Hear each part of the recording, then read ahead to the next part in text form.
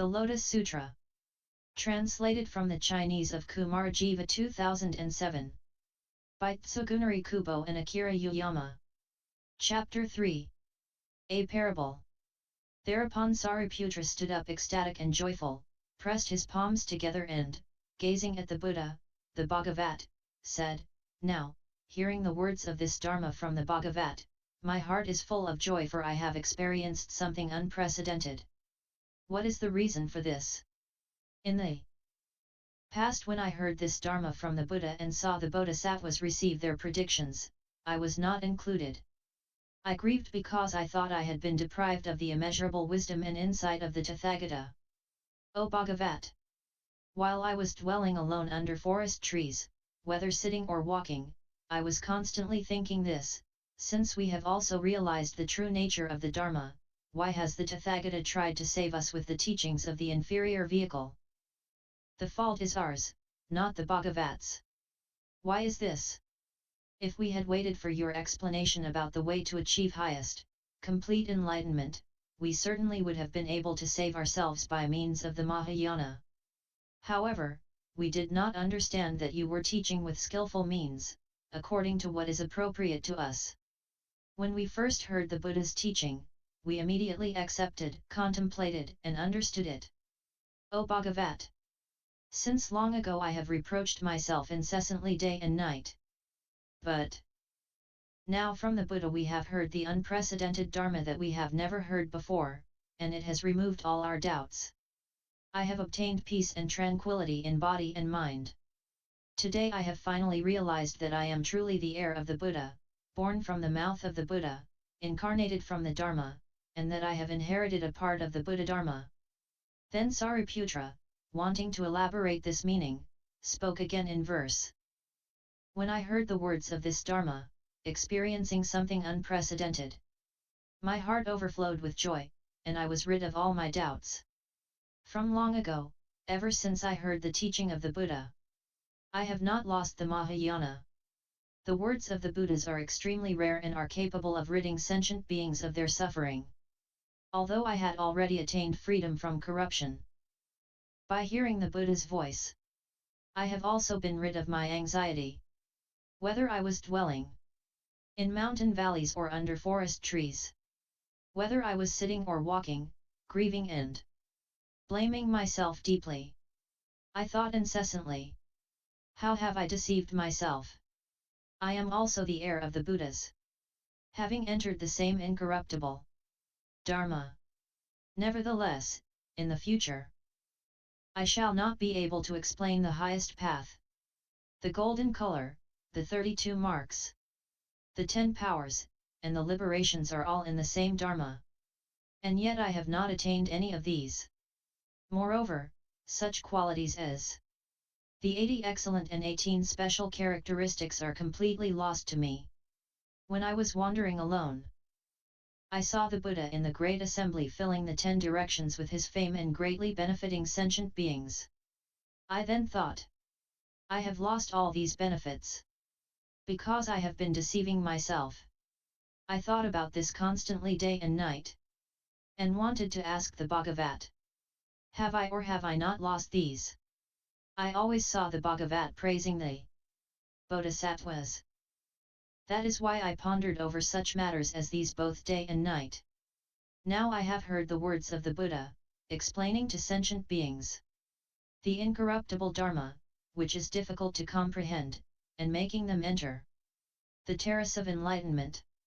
Formerly, I was attached to false views and was a teacher of Brahmins.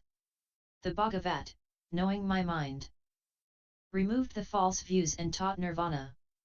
I got rid of false views completely, and attained the teaching of emptiness. At that time I considered myself to have attained nirvana. But now I have become aware that this was not the real nirvana. When I become a Buddha, I shall be endowed with the 32 marks, and be honored by devas, humans, yakshas, and nagas. Only then can it be said that I have permanently attained nirvana without residue. Before the great assembly, the Buddha has proclaimed that I will become a Buddha. After hearing these words of the Dharma, I was immediately rid of all my doubts. When I first heard this teaching of the Buddhas, I was greatly startled and thought, I wonder if Mara, acting like the Buddha, is confusing me. But the Buddha, who teaches skillfully, by means of various explanations and illustrations, has made my mind tranquil like the ocean. While listening to him I was freed from the web of my doubts.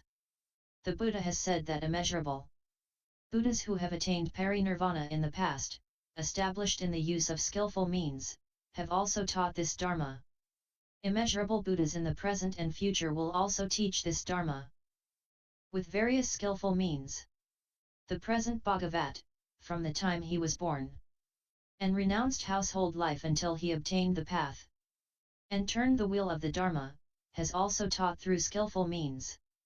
The Bhagavat teaches the real path, but the wicked one does not. Therefore I know definitely that it was not Mara acting like the Buddha, because I fell into a web of doubt. I thought that Mara was impersonating the Buddha. When I heard the voice of the Buddha, profound and very subtle, fluently explaining the pure Dharma, I became full of great joy. My doubts are completely and forever exhausted, and I have achieved the true wisdom. I will definitely become a Buddha, honored by devas and humans. I will turn the wheel of the highest Dharma and lead and inspire the Bodhisattvas.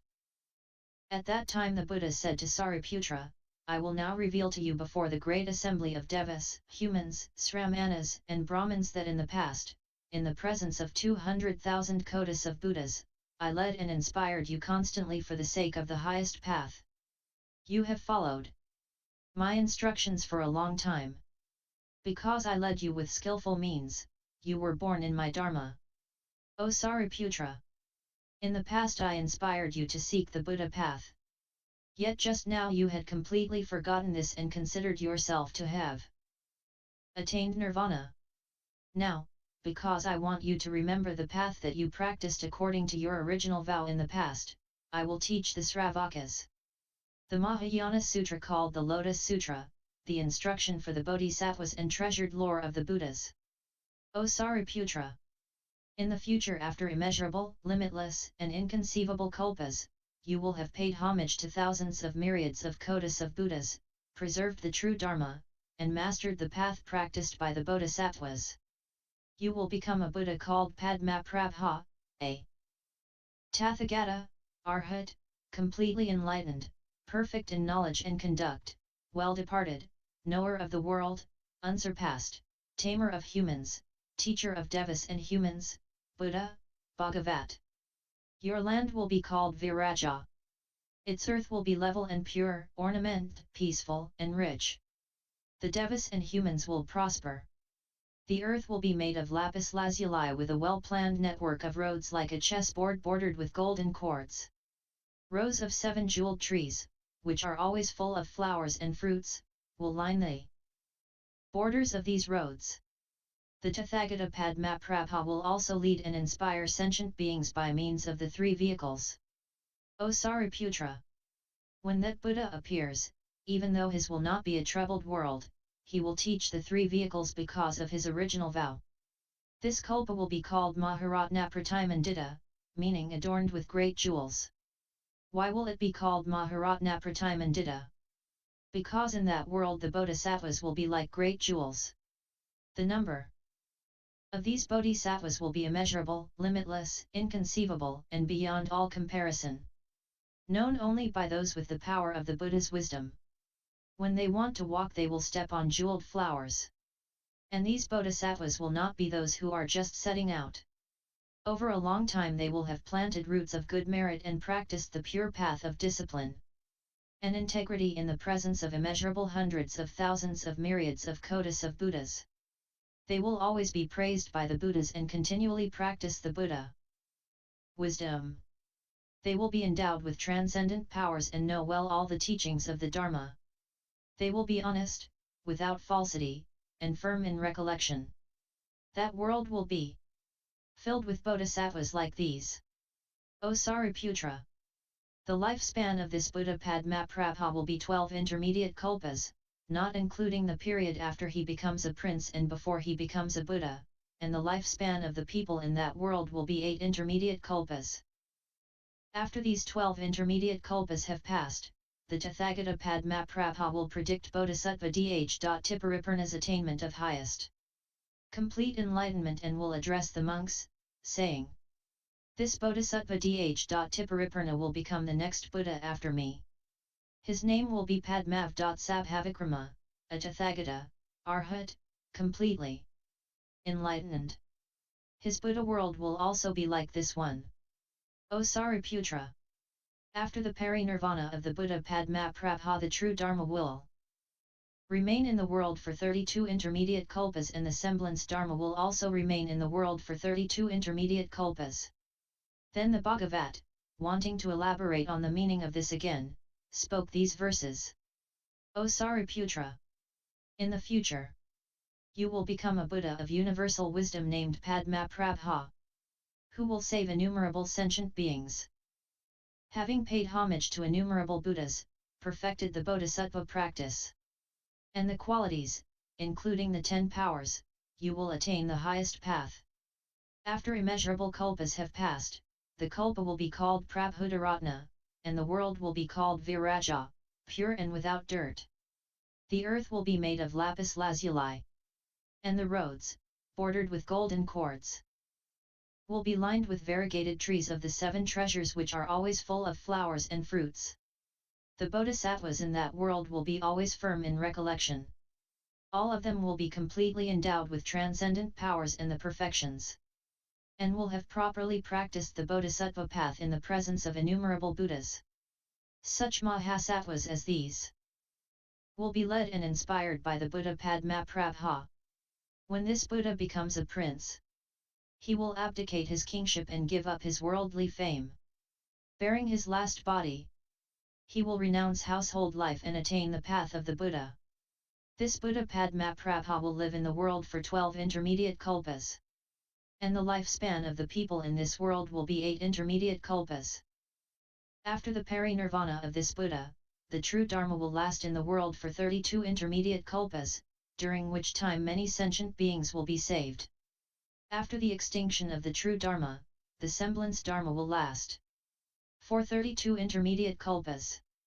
The relics of the Buddha will be distributed widely, and devas and humans will pay them homage. All that the Buddha Padmaprabha does will be exactly like this. That very best of humans, who will be foremost and without comparison, is none other than you. You should be delighted to hear this. At that time the fourfold assembly of monks, nuns, laymen and laywomen, and the great assembly of devas, nagas, yaksas, gandharvas, asuras, garudas, ki-naras, and mahoragas saw Sariputra receive his prediction of highest, complete enlightenment in the presence of the Buddha. They rejoiced greatly and became immeasurably happy. All of them removed their outer garments and proffered them to the Buddha as offerings. Sakra, the Lord of Devas, and Brahma, together with innumerable Devaputras, also made offerings to the Buddha of their heavenly beautiful garments, heavenly Mandarava flowers, and great Mandarava flowers. Their heavenly garments floated and fluttered in the air, while in the sky the Devas played hundreds of thousands of myriads of kinds of music together at one time. They rained down various heavenly flowers and said, "In the past the Buddha turned the wheel of the Dharma for the first time in Varanasi. Now he has turned the wheel of the utmost and greatest Dharma again." Thereupon the Devaputras spoke these verses in order to explain this again. In the past you turned the wheel of the Dharma of the 4 noble truths in Varanasi, and you illuminated and explained the Dharma of the origination and extinction of the 5 aggregates. You have now again turned the wheel of the subtlest, utmost, and greatest Dharma. This Dharma is extremely profound, only a few will be able to believe it. Since long ago we have frequently heard the teaching of the Bhagavat, yet we have never before heard such a profound and supreme teaching. When the Bhagavat taught this Dharma we were all delighted. And now Sariputra, possessed of great wisdom, has received his prediction from the Bhagavat. In the same way, we too shall certainly become Buddhas. We shall become peerless, unrivaled in all the world.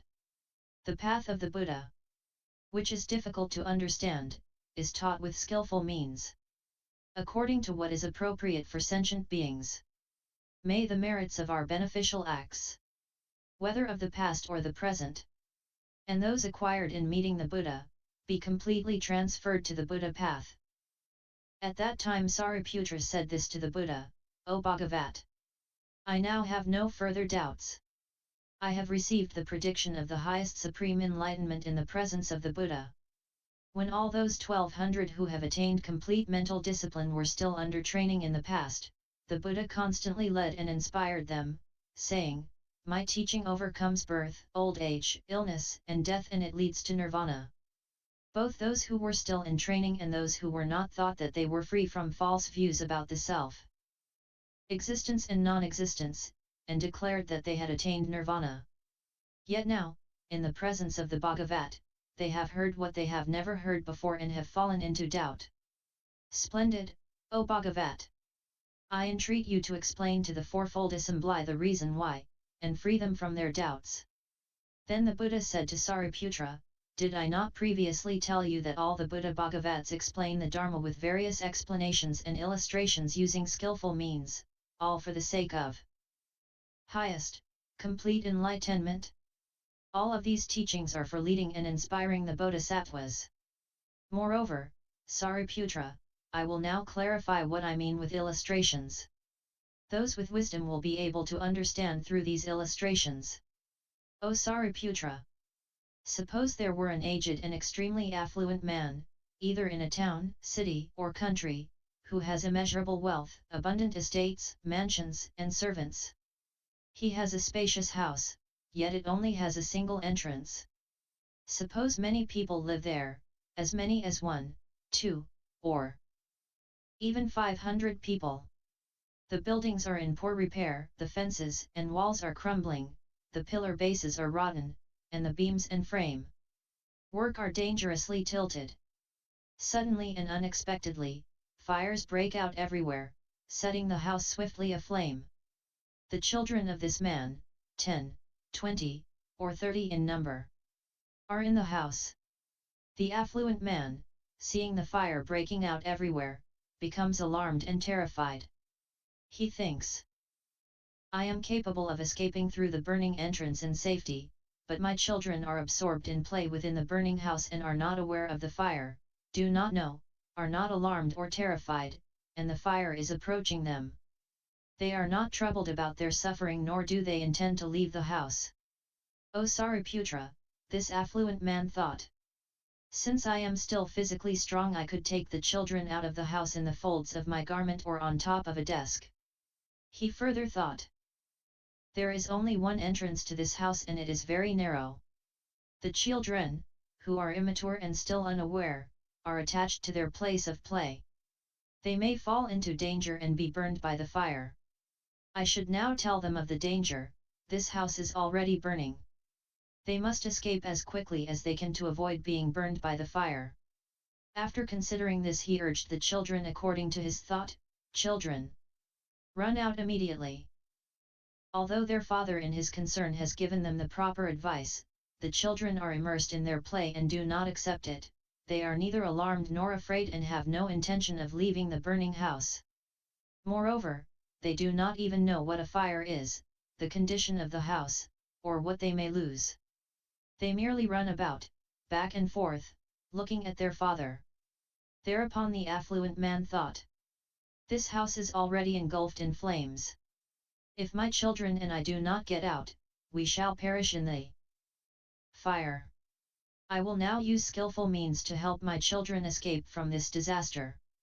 Since the father already knew that his children were attached to various rare toys and unusual things that each of them liked, he said to them, The toys you are fond of are rare and hard to obtain. If you do not take them you will certainly regret it later. Right now, outside the house, there are 3 kinds of carts. One is yoked to a sheep, one to a deer, and one to an ox. Go play with them. Children, run out of this burning house immediately and I will give you whatever you want. The children, hearing what their father had said about the rare toys, became excited and, in their eagerness to get to them, they pushed each other out of the way in a mad rush out of the burning house. Then the affluent man saw that his children had got out safely and were sitting unharmed in an open area at a crossroad. He was relieved, happy, and joyful. The children said to their father, "Father, please give us the toys you promised, those 3 carts, one yoked to a sheep, one to a deer, and one to an ox." "O Sariputra," the affluent man then gave each child the same kind of large cart. These carts were tall and spacious, adorned with various jewels, and encircled with railings full of hanging bells. On the tops of the carts were canopies also decorated with various kinds of jewels. These carts were draped with jeweled cords and hung with flower garlands. They were thickly piled with fabrics, and red pillows had been placed about. These carts were each yoked to an ox with a spotlessly white hide. These oxen had beautiful bod-ies with powerful muscles, even gaits, and were as swift as the wind, and there were many attendants guarding them. Why did the affluent man give these carts? Because the man had great and immeasurable wealth and his abundant storehouses were full. He thus thought further. Since my treasure has no limit, I should not give my children inferior carts. These are my children and I love them all equally. I have an immeasurable number of large carts such as these, decorated with the 7 treasures. I should equally distribute them to each child, without discrimination. Why is this? Even if I gave carts like these to everyone in the country, their number would not be exhausted. Why should I not give them to my own children? At that time, the children each climbed into a great cart and had an unprecedented experience, one beyond their original expectations. O Sariputra! What do you think about this? This affluent man gave to his children equally a large cart decorated with precious treasures. Has he deceived them or not? Sariputra replied, "No, Bhagavat. The affluent man only tried to help his children escape from the disastrous fire. He saved their lives and did not deceive them. This is by no means a deception. Why? Because by saving their lives they obtained marvelous toys. Moreover, they were saved from the burning house by skillful means. O Bhagavat! If this affluent man had not given them even the smallest cart, it still would not have been a deception. Why is this? Because this affluent man thought before. I will help my children escape with skillful means. This is why it was not a deception. How much more so, since the affluent man, knowing that he had immeasurable wealth and wanting to benefit them equally, gave each of his children a large ox cart. The Buddha said to Sariputra, "Splendid, splendid. It is exactly as you have said. O Sariputra, the Tathagata is also just like this. That is to say, as the Father of the entire world, he permanently dispels fear, distress, anxiety, ignorance, and blindness. He has attained immeasurable wisdom, insight, power, and fearlessness, as well as great transcendent powers and the power of wisdom. He has attained the perfection of skillful means and of wisdom. With his great mercy and compassion he incessantly and indefatigably seeks the welfare of all beings and benefits them all. The Tathagata appears in the triple world, which is like a decaying old house on fire, to rescue sentient beings from the fire of birth, old age, illness and death, anxiety, sorrow, suffering, distress, delusion, blindness, and the 3 poisons of greed, hatred, and ignorance. Thus he leads and inspires sentient beings and causes them to attain highest, complete enlightenment.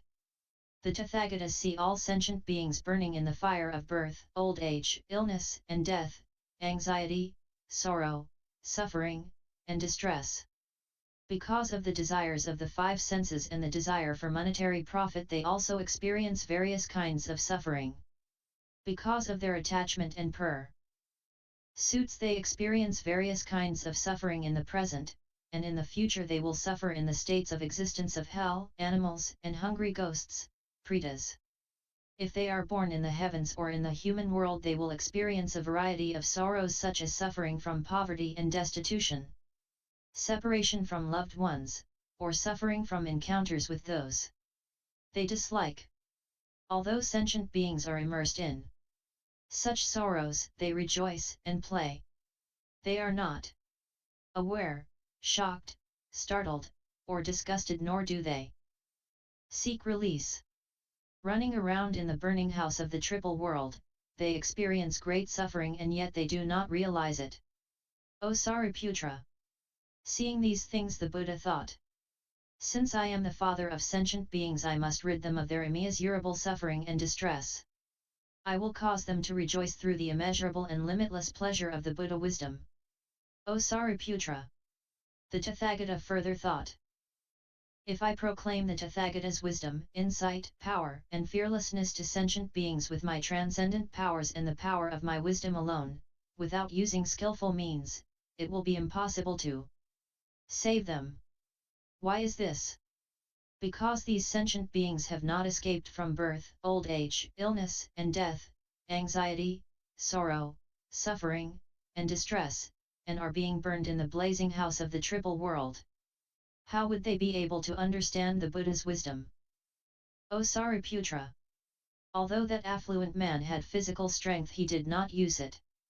He only earnestly employed skillful means to save his children from the disaster of the burning house, and later he gave each of them a large cart decorated with precious treasures. The Tathagata is exactly like this. Although the Tathagata has power and fearlessness, he does not use them, but rescues sentient beings from the burning house of the triple world only through wisdom and skillful means, teaching the three vehicles to the Sravakas, Pratyekabuddhas, and the Buddhas, saying, do not take pleasure in living in this burning house of the triple world. And do not thirst after inferior objects, sounds, smells, flavors, and tangibles. If you are attached to these objects and have desires, then you will be burned. Leave the triple world in haste and you will obtain the three vehicles, the vehicles for the Sravakas, Pratyekabuddhas, and Buddhas. I definitely guarantee this to you. In the end it will come true. You should be diligent and persistent. The Tathagata attracts sentient beings through this skillful means, saying further, you should know that the noble ones praise the teachings of these three vehicles that are self-directed, unrestricted, and independent. When they ride in them, sentient beings will enjoy faculties free from corruption and also powers, paths to enlightenment, meditation, liberation, and concentration. And they themselves will attain immeasurable ease and pleasure. O Sariputra! Those beings, wise by nature, who accept the Dharma from the Buddha Bhagavat, who are diligent, persistent, and wish to escape from the triple world quickly, and who are seeking nirvana, are all practicing the Sravaka vehicle. They are like those children who left the burning house seeking the cart yoked to a sheep.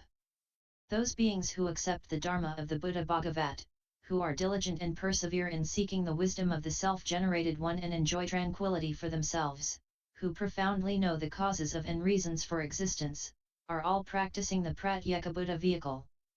They are just like those children who left the burning house seeking the cart yoked to a deer. Those beings who accept the Dharma of the Buddha Bhagavat, who are diligent and persevere in seeking the wisdom of the Omniscient One, the wisdom of the Buddha, the wisdom of the self-generated one, the wisdom acquired without a teacher, the wisdom and insight, powers, and fearlessness of the Tathagata, who are compassionate, put immeasurable sentient beings at ease, benefit devas and humans, and save all beings, are all practicing the Mahayana. Bodhisattvas are called Mahasattvas, great beings, because they seek this vehicle. They are just like those children who left the burning house seeking the cart yoked to an ox. O Sariputra! That affluent man saw his children leave the burning house safely and arrive at a safe place. Knowing that he had immeasurable wealth, he gave a large cart equally to each child. The Tathagata is exactly like this. As the father of all sentient beings, he sees that immeasurable thousands of kotis of sentient beings escape from the dangers, sufferings, and fears of the triple world through the gates of the Buddha's teaching and attain the pleasure of nirvana. Then the Tathagata thought, because I possess the treasure house of the Dharma of all the Buddhas, which contains immeasurable limitless wisdom, power, and fearlessness, and because all sentient beings are my children, I will give them equally the Mahayana. I will not allow anyone to attain nirvana merely for himself but will cause everyone to attain it through the Tathagata's nirvana. I will give sentient beings who have escaped from the triple world all the toys of the Buddha's meditations and liberations, which are of one character and one kind, are praised by the noble ones, and which produce pure and supreme pleasure. O Sariputra! At first that affluent man attracted his children with 3 kinds of carts, then later gave them only the safest and best large ox cart, adorned with jewels. Moreover, that affluent man was never accused of telling a lie. The Tathagata is exactly like this. He tells no lies. In the beginning the Tathagata teaches the 3 vehicles in order to lead sentient beings. And later he saves them through only the Mahayana. Why is this? Because the Tathagata possesses the treasure house of the Dharma, which contains immeasurable wisdom, power, and fearlessness. And although he is able to give the teaching of the Mahayana to all sentient beings, not all of them can accept it. O Sariputra! You should know that the Buddhas, with the power of skillful means, teach the single Buddha vehicle, dividing and teaching it as 3. Then the Buddha, wanting to elaborate on the meaning of this again, spoke these verses. Suppose there were an affluent man who had a large house. And this house was very old, on the verge of collapsing. The halls were extremely dangerous, the pillar bases rotten and disintegrating. The beams and framework dangerously tilted, and the stairways were falling apart. The fences and walls were cracked, the plaster was peeling off. The thatched roof was falling down. The rafters and eaves were coming apart, the partitions were everywhere askew, and the whole place was covered with filth. 500 people lived there. And moving around helter-skelter were kites, owls, hawks, eagles, crows, magpies, doves, pigeons, lizards, snakes, vipers, scorpions, centipedes, millipedes, newts, myriapods, ferrets, badgers, mice, rats, and other harmful creatures. It was filled with stench. And there were places overflowing with excrement. All kinds of bugs had gathered there. There were foxes, wolves, and vermin devouring, trampling, and gnawing on corpses, scattering bones and flesh about. And a pack of dogs, forcing each other out of the way, rushed to the spot. Frightened and exhausted from hunger, they were searching everywhere for food. Fighting among themselves, snatching at food. Biting, snarling, and barking at each other. This house was terrifying. Corrupted to this grotesque condition, ogres of the mountains and valleys, yaksas, and demons were everywhere devouring human flesh. There were various poisonous insects, all kinds of harmful birds of prey, and beasts who were producing, rearing, and protecting their offspring. Yaksas were scrabbling and fighting to devour them. And after sating themselves, evil thoughts would arise in them. The sound of their fighting was terrifying. The Kumhanda demons were crouching on the ground, sometimes rising up a foot or 2. Roaming about, pleasing themselves as they liked, they would catch 2 legs of a dog, beat it until it could not bark, and grabbing the dog's neck with their legs, terrify it for their own amusement.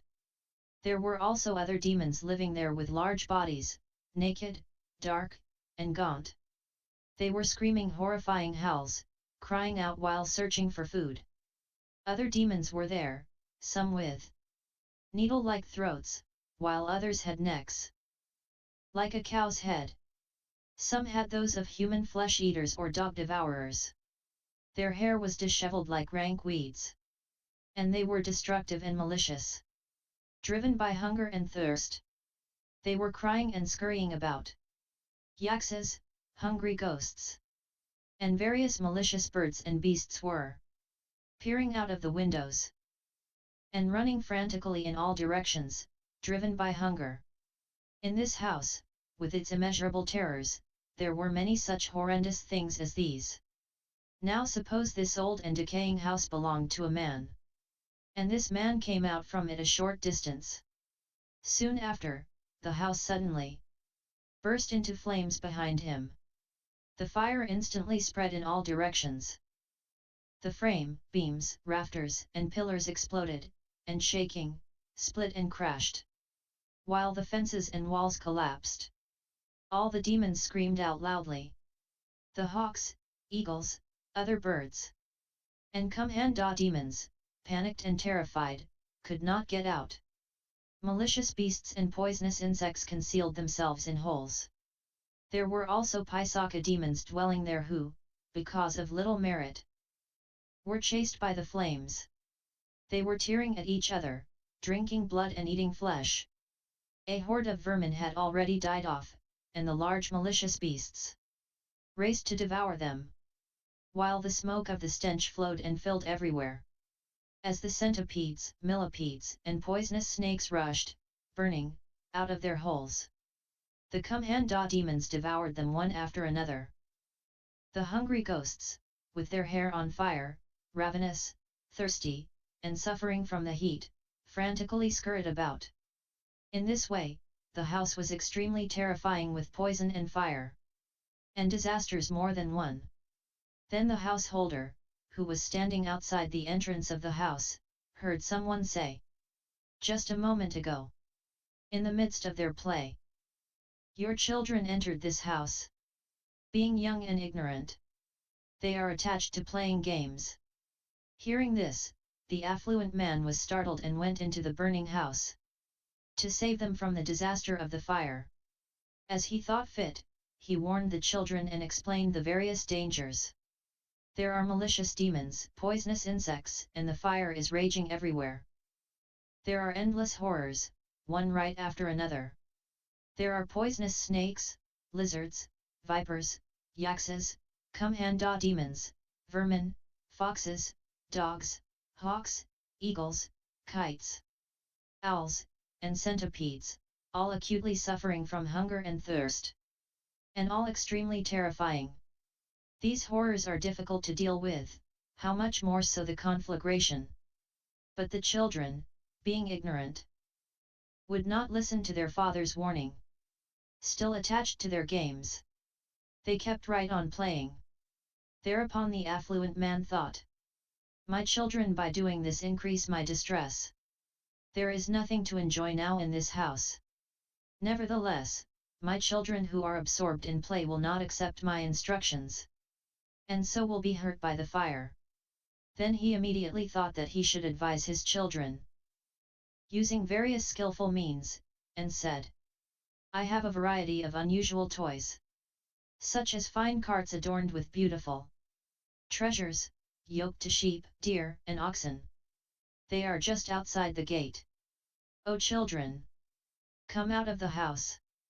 I had these carts made for you. Play with them as you like." Hearing about these carts, the children immediately started to push each other out of the way to get out of the house. Arriving at an open area, they escaped from the disaster. The affluent man, seeing that his children had escaped from the burning house and were standing at the crossroads, sat down on his lion seat. Then he joyously said, "Now I am happy. It is extremely difficult to raise these children, foolish and ignorant." They entered a dangerous house full of various poisonous insects, terrifying ogres from mountains and valleys, and a raging fire that broke out in all directions. In spite of this, these children were attached to playing their games. But by causing them to escape from the disaster, I have saved them. Therefore, my people, I now feel at ease. Thereupon the children, seeing their father sitting in peace, approached him saying, "Please, father, give us the 3 kinds of carts adorned with treasures that you just promised us. When you said that if we, your children, came out you would give us 3 kinds of carts, just as we like. Now is the right time. Give them to us right away." This affluent man, who was extremely wealthy, had an abundance of treasures. He had a number of great carts made, adorned with various precious things like gold, silver, lapis lazuli, mother of pearl, and agate. They were beautifully decorated, encircled with railings, and were covered with hanging bells attached to golden cords. Over them was hung a net of pearls with golden flower tassels hanging down everywhere. They were all completely decorated in a variety of colors. The bedding was made of soft silk that was covered with an extremely fine carpet of spotless white which cost thousands of kotis. There were large white oxen, healthy and powerful with beautiful bodies, yoked to the jeweled carts. And they were guarded by many attendants. When they were given these fine carts, the children were joyful and excited. They got on the carts and drove delightedly all about, amusing themselves in play. They mastered them without difficulties. The Buddha said to Sariputra, "I am also like this. I am the father of the world, the best of the sages. All sentient beings are my children. They are deeply attached to worldly pleasures and have no wisdom. There is no peace in the triple world, just like in the burning house, which is full of various suffering and which is extremely terrifying. There are always the sufferings of birth, old age, illness, and death. Such fires as these burn endlessly. The Tathagata, who has already left the burning house of the triple world, lives in tranquility and dwells at ease in the forest. Now this triple world is my property, and the sentient beings in it are my children. There are now many dangers here, and I am the only one who can protect them. Although I give them advice, they do not accept it, because they are tainted with desires and have deep attachments. On this occasion, I teach the three vehicles using skillful means. Realizing the sufferings of the triple world, I reveal and explain it, to cause sentient beings to escape from the mundane path. If these children are resolute, they are endowed with the three knowledges and 6 transcendent powers, or they can become pratyeka Buddhas or bodhisattvas who have reached the stage of non-retrogression. O Sariputra, I explain the single Buddha vehicle to sentient beings, using this illustration. If you are able to accept what I say, you will all attain the Buddha path. This vehicle is subtle, pure, and peerless. There is nothing superior to it in all the worlds. This is what the Buddha enjoys. All the sentient beings should praise, honor, and revere it. There are immeasurable thousands of kotis of powers, liberations, meditations, wisdoms, and other attributes of the Buddha. I cause my children to obtain such a vehicle and let them play continuously, day and night, for kalpas. I cause the bodhisattvas as well as the sravakas to board this jeweled vehicle, and lead them directly to the terrace of enlightenment. For this reason, there is no other vehicle but the skillful means of the Buddhas. Even if one seeks in all the 10 directions, I tell you, O Sariputra, all of you are my children, and I am thus your father. Since you were burned by the fire of various sufferings for many kalpas, I saved you all by leading you out of the triple world. Although I have previously told you about your parinirvana, you have only extinguished birth and death and have not actually attained nirvana. You should now seek only the wisdom of the Buddha. If there are any bodhisattvas in this assembly, they should listen single-mindedly to the real teaching of all the Buddhas. Those sentient beings whom the Buddha Bhagavats lead and inspire with skillful means are all bodhisattvas. Because people have little knowledge and are deeply attached to pleasures, I teach them the truth of suffering, i.e., the first noble truth. And those sentient beings rejoice, having attained such an unprecedented experience. The truth of suffering taught by the Buddha is nothing but the truth. To those who do not know the origin of suffering, i.e., the second noble truth, who are deeply attached to its causes, and unable to abandon them even for a while, I teach the truth about the path to its cessation using skillful means. All the causes of suffering originate from excessive craving. When this craving is extinguished, the source is removed. The cessation of suffering is called the third noble truth. One practices the path leading to its cessation, i.e., the fourth noble truth in order to attain the truth of cessation. Removing the bonds of sufferings is called liberation. In what sense have these people attained liberation? They have merely removed false views, and called that liberation. But actually, they have not yet completely attained it. The Buddha has explained that these people have not actually attained nirvana. I do not intend to lead them to nirvana, because they have not yet attained the highest path. I am the Lord of the Dharma, and have mastered the Dharma. I appear in the world to cause sentient beings to be at peace. Oh, you, Sariputra! Teach this my Dharma sign to benefit the world. Wherever you may go, never propagate it recklessly. You should know that those who hear, rejoice, and fully accept it have reached the stage of non-retrogression. Those who accept the teaching of this sutra have formerly seen the Buddhas in the past, honored, and paid homage to them, and also heard this teaching. Those who are able to accept what you teach, will see me, you, the monks and the bodhisattvas. This very Lotus Sutra shall be taught only to the profoundly wise. Those of superficial awareness who hear it will become confused and will not comprehend it. This sutra is beyond the comprehension of all the Sravakas and Pratyeka Buddhas. Oh, you, Sariputra! Even you understood this sutra only through faith. It is no wonder that the other disciples cannot.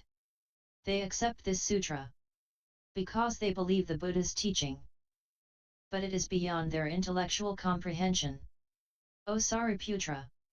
Never teach this sutra to those who are arrogant and lazy, or to those who hold false views about the self. Never teach it to those people of superficial awareness, who are deeply attached to the desires of the five senses, since even if they heard it, they would not understand.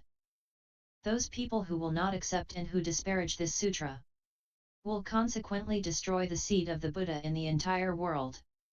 Now listen to what I teach about the results of the errors of those people who frown upon and have doubts about this sutra. Listen also to what I teach concerning the results of the errors of those people, who, whether at the time of the Buddha's presence in this world, or after his parinirvana, disparage this sutra, and despise, hate, and hold grudges against the people who recite, copy, and preserve it.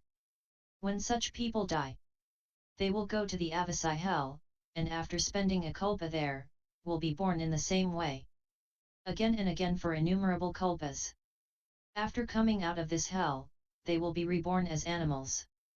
If born as dogs or vermin, their bodies will be emaciated, dark-spotted, devoid of hair, with scabies and leprosy. Tormented, hated, and despised by people. They will constantly suffer from hunger and thirst. With withered bones and flesh. They will be in anguish while living and covered with stones after death. Because they destroyed the seed of the Buddha, they will suffer the consequences of their errors. If they are born as camels or mules, they will always have heavy burdens to carry. They will be whipped repeatedly, and think of nothing but water and grass. It is because they disparaged this sutra that they suffer the consequences of their errors in this way. If they are born as vermin and enter a village, children will beat them because they have scabies, leprosy, and perhaps a missing eye. At times they will be tortured even to death. After dying, they will be reborn as giant snakes, with great bodies as long as 500 yojanas. Deaf, dumb, legless, slithering on their bellies, eaten at by small insects. They will suffer day and night without respite. They suffer the consequences of their errors in this way, because they disparaged this sutra. If they are born as humans, they will have dull faculties, and be runts who twitch and are crippled, blind, deaf, and humpbacked. No matter what they may say, people will not believe them.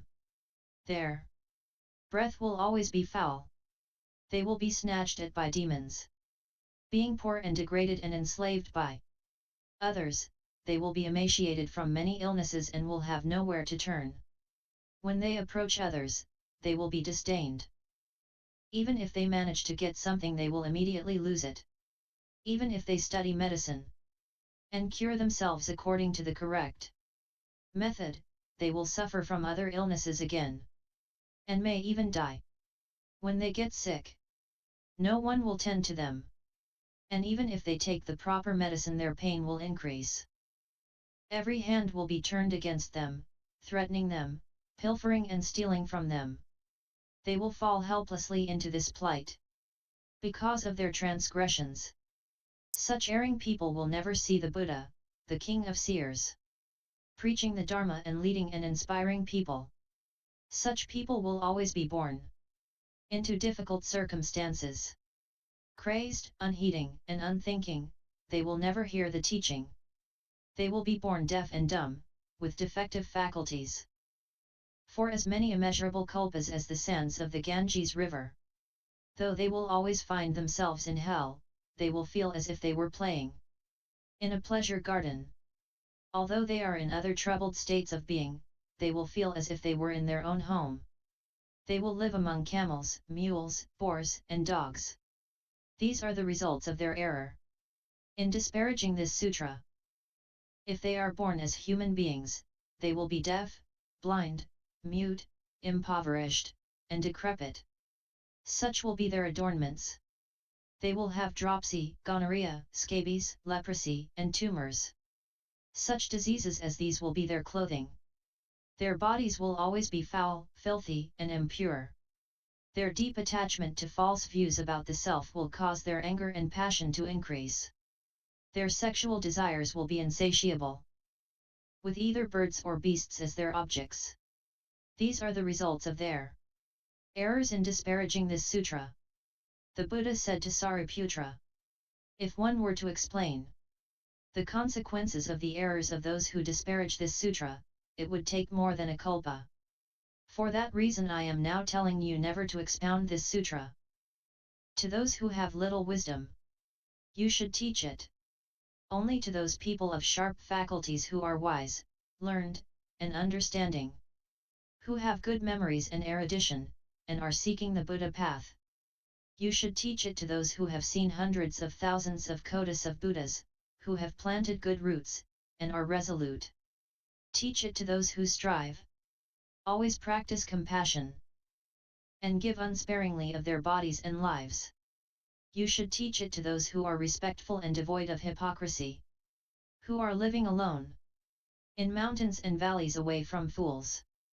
Oh, Sariputra! You should teach it to those who have left their bad companions and made friends with virtuous people. Teach it to the heirs of the Buddha, who have good conduct, are as pure as jewels, and who are seeking the Mahayana Sutras. You should teach it to those who are free of anger, honest, flexible, always sympathetic to everyone, and who honor all the Buddhas. Teach it to the heirs of the Buddha in the Great Assembly, who have pure thoughts, and who teach the Dharma without doubts, using various reasonings, illustrations, and explanations. You should teach it to those monks who, always and everywhere in search of the Dharma, seek the Omniscient One, to whom they joyfully press their palms together, touch their heads, and preserve only the Mahayana Sutras with pleasure, who never preserve even a single verse of any other sutra.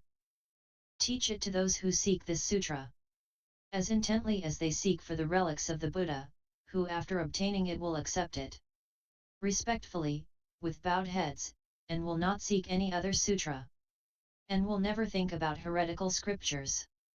O Sariputra! I say to you, I have described the characteristics of those who seek the Buddha path. Though a kalpa would not suffice to do so in full, you should teach the Lotus Sutra to those who are able to accept it. End L-Hi 03